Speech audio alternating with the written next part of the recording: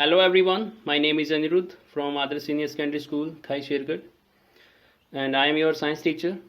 और हमारा जो चैप्टर चल रहा है chapter first nutrition in plants, तो उसी को आज हम आगे करने वाले हैं। तो हमारा जो आज का टॉपिक रहेगा वो है पैरासाइट्स।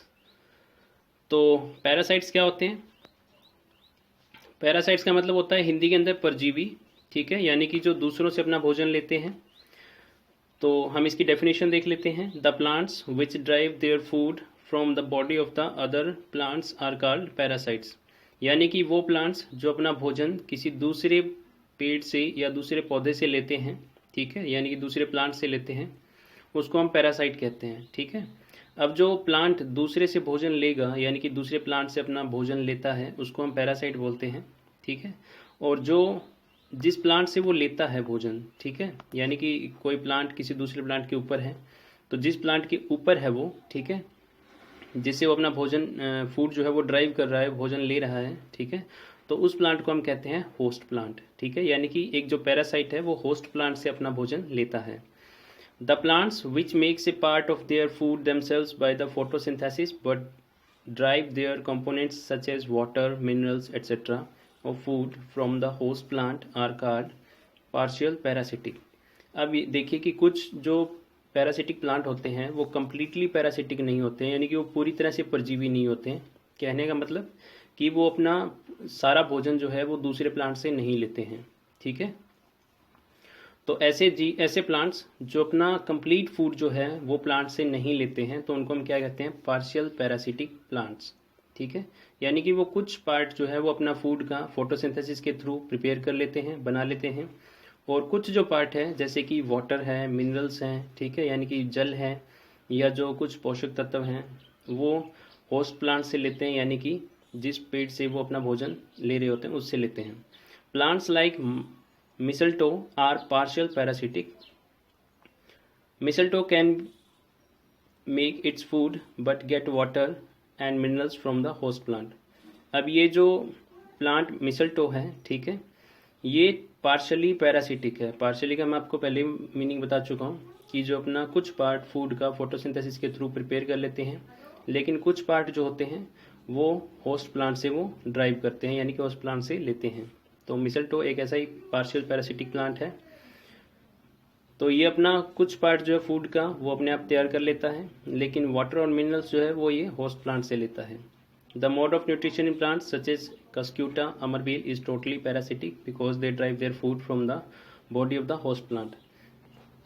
अब एक प्लांट ऐसा भी है जैसा कि cuscuta, it's a scientific name of this plant, ठीक है, यानी कि ये प्लांट का वैज्ञानिक नाम है कस्क्यूटा। और जो अमरबेल है वो इसको हम कॉमन नेम से जानते हैं, यानी कि साधारण जो इसका नाम है वो अमरबेल है। ये टोटली पैरासिटिक है, यानी कि ये अपना कोई भी पार्ट, कुछ भी पार्ट भोजन का अपने आप तैयार नहीं करता है। ये टोटली जो फूड है वो दूसरे प्लांट से ही लेता है, तो इसलिए हम इसको बोलते हैं टोटली पैरासिटिक, ठीक है। तो अमरबेल या कस्क्यूटा जिसको हम कहते हैं, ठीक है, ये एक टोटली पैरासिटिक प्लांट है। Next part is insectivores. इससे पहले मैं आपको मिसल्टो का पिक्चर दिखा देता हूँ कि मिसल्टो जो प्लांट होता है वो किस तरह का होता है, कैसे दिखाई देता है।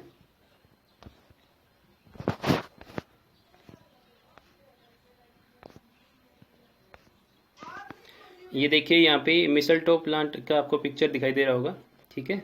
तो ये वैसे तो ग्रीन कलर का है,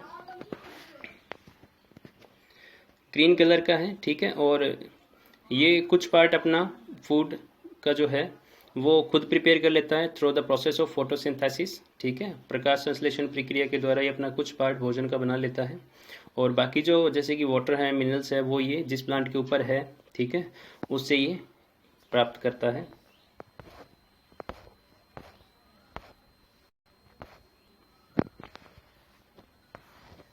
next part is insectivorous, green plants which make.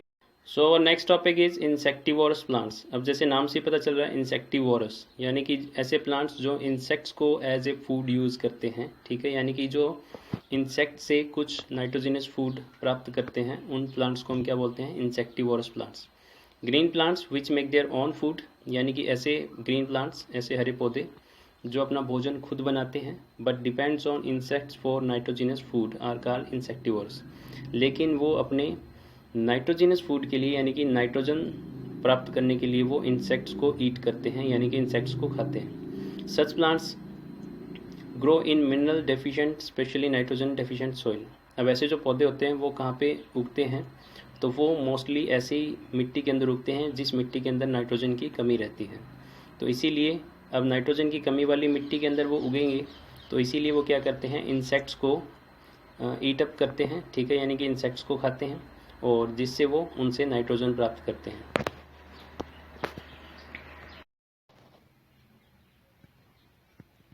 Plants such as pitcher plant, sundew and bladderwort derive their nutrition partially from the soil and the atmosphere and partially from the small insects। अब कुछ plants के नाम यहाँ पे दिए गए हैं, जैसे कि पिचर प्लांट है, सनड्यू है, ब्लैडरवॉट है, ठीक है। तो ये अपना कुछ जो भोजन का पार्ट है वो मिट्टी से लेते हैं, ठीक है, और कुछ एटमॉस्फेयर यानी कि वायुमंडल से, और कुछ जो पार्ट है वो इंसेक्ट से लेते हैं, यानी कि जैसे हम पहले ही पढ़ चुके हैं कि जो नाइट्रोजन है वो मोस्टली ये इंसेक्ट से लेते हैं।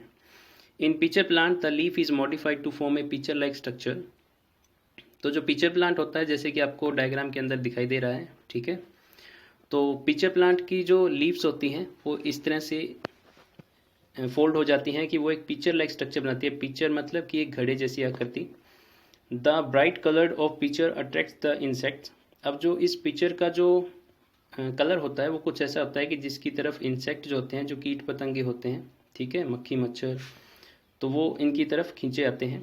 Inside the pitcher there are several hair like structures that trap the insects downward.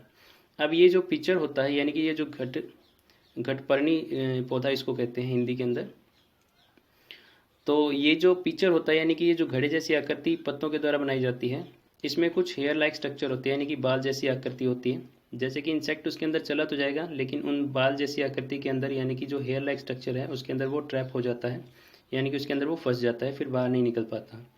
When insect sits on the pitcher the lid closes and the trapped insect entangled into the hair. तो इस तरह से इसके ऊपर एक flap लगा होता है यानी एक ढक्कन लगा होता है, ठीक है।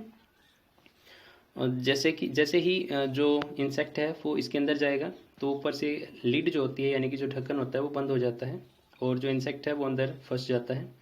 The insect is then digested by the enzyme secreted by the plants. तो इस तरह से जो इंसेक्ट अंदर फंस जाएगा तो उसको प्लांट्स के द्वारा कुछ एंजाइम सेक्रेट किए जाते हैं, कुछ एंजाइम बनाए जाते हैं, जिसकी वजह से वो इंसेक्ट डाइजेस्ट हो जाता है, यानी कि इन प्लांट के द्वारा उसका यूज़ कर लिया जाता है। तो अभी मैं आपको थोड़े पिक्चर्स दिखा देता हूँ, पिक्चर प्लांट का, सनड्यू का और ब्लैडरवॉट का।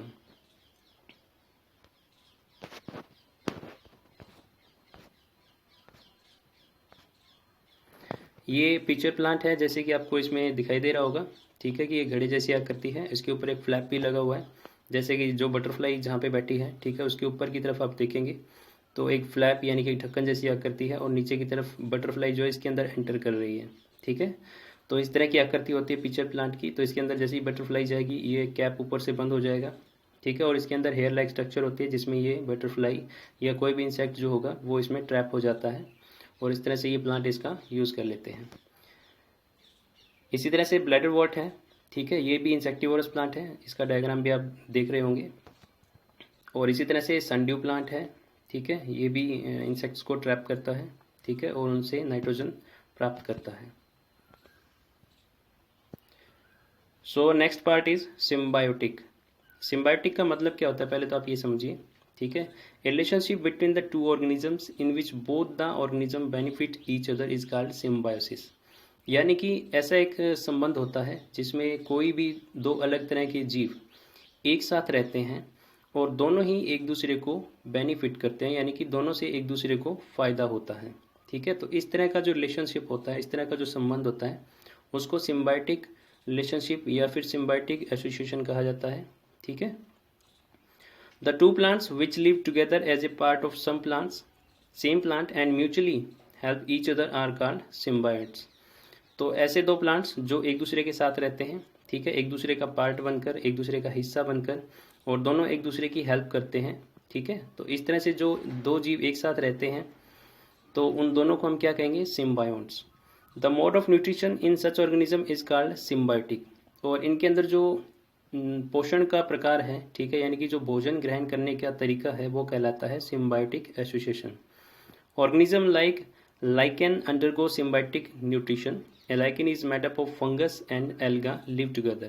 अब जब फंगस और एल्गी जो है, ठीक है, यानी कि फंजाई और एल्गी जब दोनों एक साथ रहते हैं तो उन दोनों का जो कॉम्बिनेशन होता है वो कहलाता है लाइकेन, ठीक है। तो ये एक सिम्बायोटिक रिलेशनशिप है।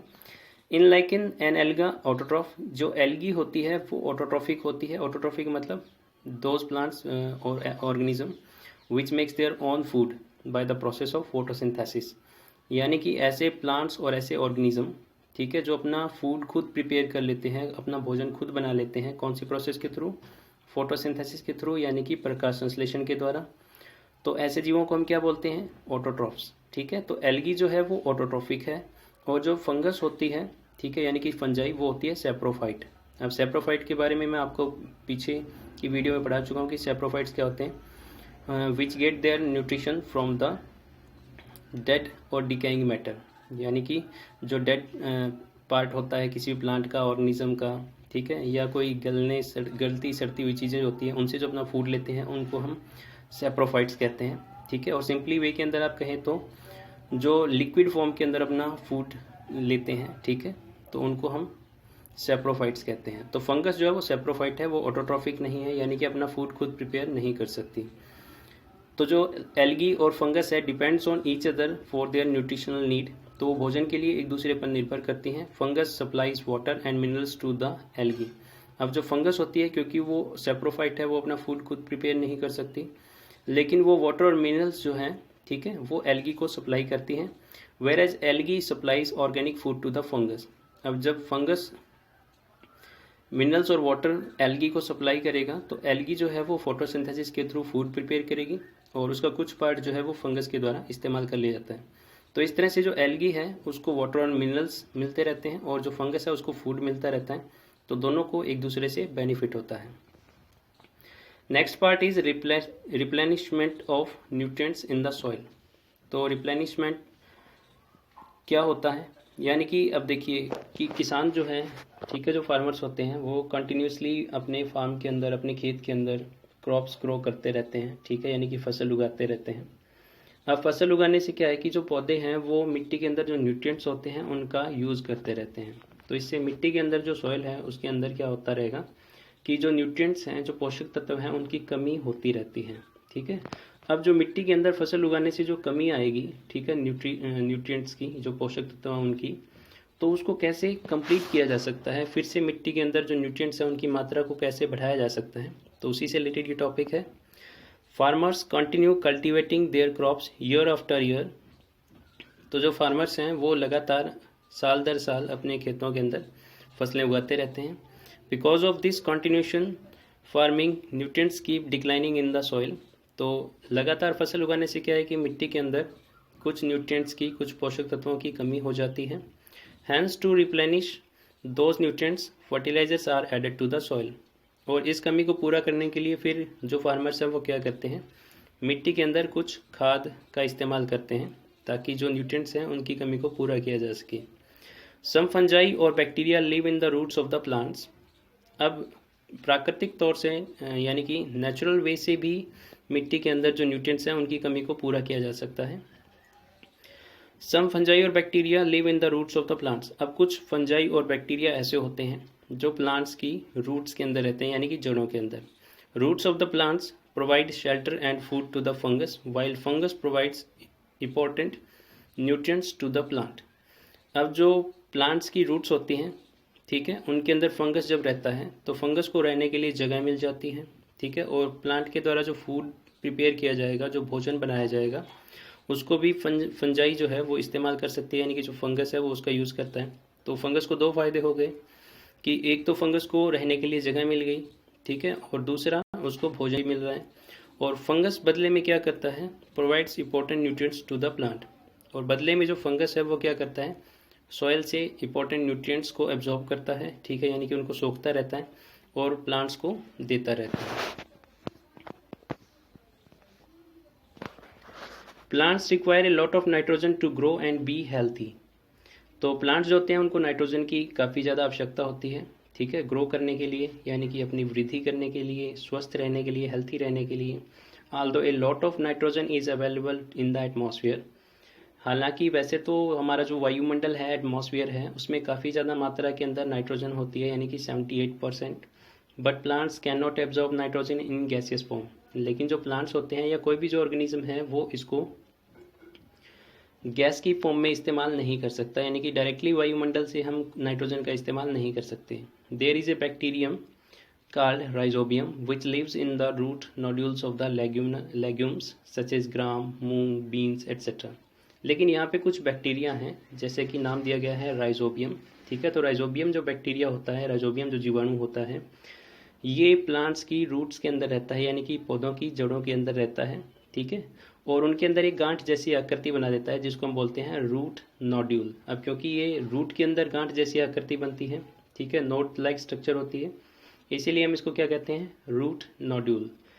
तो ये मोस्टली किस तरह के प्लांट्स के अंदर रहते हैं, तो ये रहते हैं लेग्यूमिनस प्लांट्स, यानी कि लेग्यूम प्लांट्स जिनको भी हम कह सकते हैं। अब लेग्यूम प्लांट्स कौन से होते हैं, ऐसे पौधे जिनके ऊपर फलियां लगती हैं, ठीक है।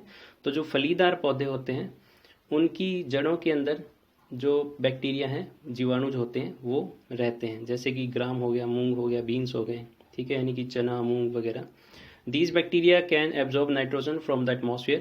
अब ये बैक्टीरिया जड़ों के अंदर रहकर क्या करते हैं कि ये जो एटमॉस्फेयर के अंदर नाइट्रोजन होती है या मिट्टी के अंदर जो नाइट्रोजन होती है, ठीक है, उसको ये सोखते रहते हैं, ठीक है, और उसको सिंपल फॉर्म के अंदर बदल देते हैं and makes it available for the plants in the soluble form. अब जो प्लांट्स हैं वो इस नाइट्रोजन का इस्तेमाल कर सकते हैं। Rhizobium can not make its food. अब जो बैक्टीरिया होता है राइजोबियम, वो अपना फूड खुद प्रिपेयर नहीं कर सकता। Hence it provides nitrogen to the legumes and return legumes provide them food and shelter।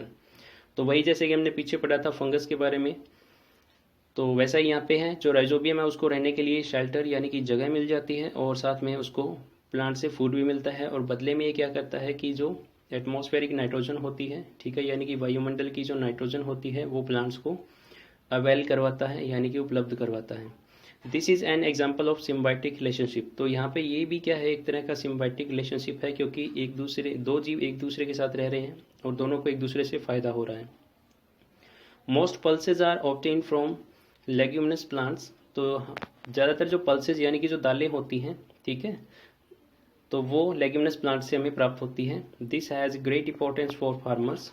Field in which leguminous plants are grown from time to time do not need addition of nitrogen fertilizers। तो इससे किसानों को फ़ायदा होता है, क्योंकि वो अगर निश्चित समय अंतराल के बाद लेग्यूमिनस प्लांट्स यानी कि फलीदार पौधे या फलीदार फसलें जो होती हैं उनको उगाते रहते हैं, तो उस मिट्टी के अंदर नाइट्रोजन की मात्रा सही रहती है, जिससे कि उनको नाइट्रोजन से संबंधित कोई भी जो फर्टिलाइज़र है, खाद जो है, वो उस खेत के अंदर नहीं डालनी पड़ती।